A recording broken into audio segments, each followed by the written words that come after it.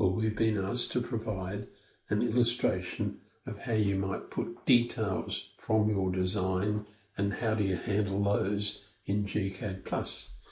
Here, for example, is a series of wicking beds, and over on the right, a lattice screen with a climber or vine over it. And notice the use of a symbol B, LDO2, and just a symbol C, LDO3. They are linked to a layout which is termed construction, so let's go to it. And this is a design by Tractron Naturescapes, and they've very kindly allowed us to use this as an illustration how you might handle details in your design work. So the timber-clad wicking box detail, you may remember, was labelled BLDO2, and similarly the timber screen with the vine. So the details are sitting here. If we go back into the model and zoom out, the details are placed well away from the design. Here they are, all these details that are going to be incorporated into the construction layout are here, and there'll be a floating viewport here, not that one. See if I can pick it. And I can't. Let me take a broader crossing window. I can't pick that particular window up.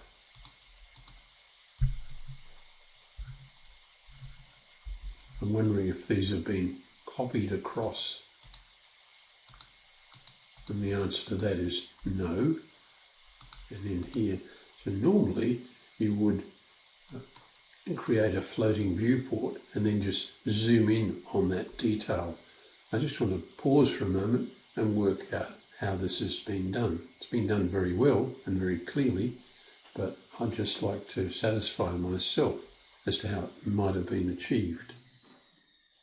Well, what I was looking for was to be able to find the floating viewport and then double click in it, and then you can see here we're looking at the spar pool, the detail of the spar pool, and I'll display on the layout. So I would have expected the timber screen and vine detail to be done in the same way. In other words, create a new floating port viewport. So let's go back into the model and we'll come over to where that timber screen is, and I'll select it. And notice that it's a block. Its reference is timber screen vine. And if I have a look at the, and I can't find that spar area, and that of course is over in this space here. So I need to look for how this has been done. Well, as is often the case when you run into a problem, the solution is often very simple. You notice I can't pick what I imagine to be a floating viewport.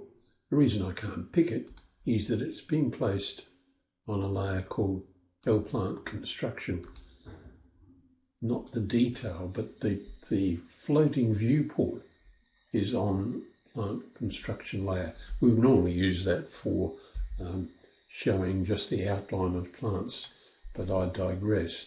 Once we can pick it, we can just set up a crossing window as the way we did with the spar. Double click and we're jumping back into model space and a view. Let's display it on the layout, and these others where I was having that wicking bed, I was having difficulty with that. Again, select your floating point, double click in there, and then position that magenta box exactly as you need it, and then right click and display it on the layout. So that, I hope, answers the question of how do you handle details in a gCADPlus drawing. What I'd like to do next is to create a block with replaceable text in those particular areas.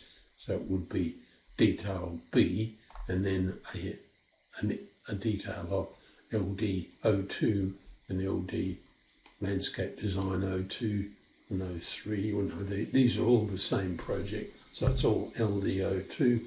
So that could be a variable that stays, but that's a discussion for another day.